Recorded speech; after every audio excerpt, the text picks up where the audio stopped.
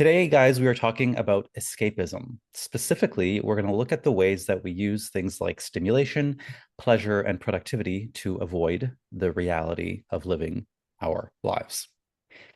If you've been paying attention, last episode, 2 weeks ago, we talked about joy and play. It was a look at the way we intentionally enjoy life and use joy and play in a life-giving, expansive way.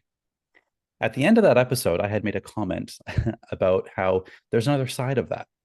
And that's why I wanted to have this conversation today, to kind of do a deeper look on the shadow side, shall we call it?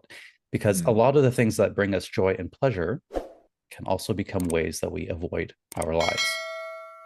So the question becomes, when does it shift from living and enjoying to escaping? And there are no shortage of ways to escape. We might also call it numbing. We've called it that quite a bit as well. So those are two terms we use here. And there are the obvious ways, like scrolling, sex, substances. We talk about that a lot. But oftentimes on the surface, it doesn't even look like escapism. Most of the guys that I talk to wouldn't even recognize it as such. They would say they have a very busy social calendar, or they're very busy with work, or they have so much to take care of at home with the family and the kids and the house, all these things.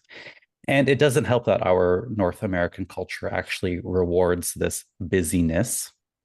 And for a lot of folks, though, if you look beneath the surface, a lot of people are completely disconnected from their lives, from their relationships, from their partners, their friends, their children, and even from themselves.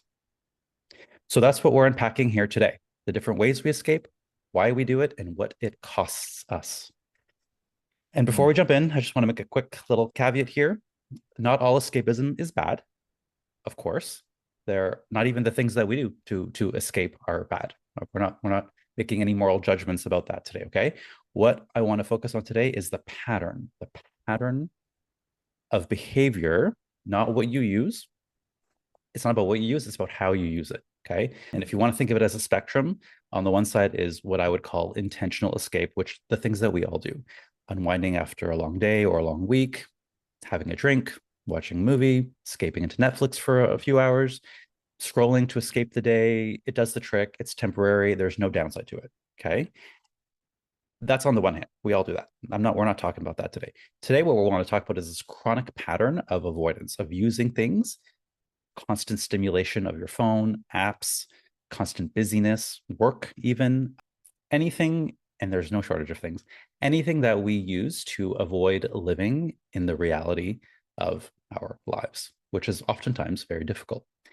And you might know you have this if there's a deep resistance to being still, being home alone, being bored, you might call it, being alone, not having something on your calendar, just looking at that feeling of like, oh my gosh, there's nothing there to do or to distract myself.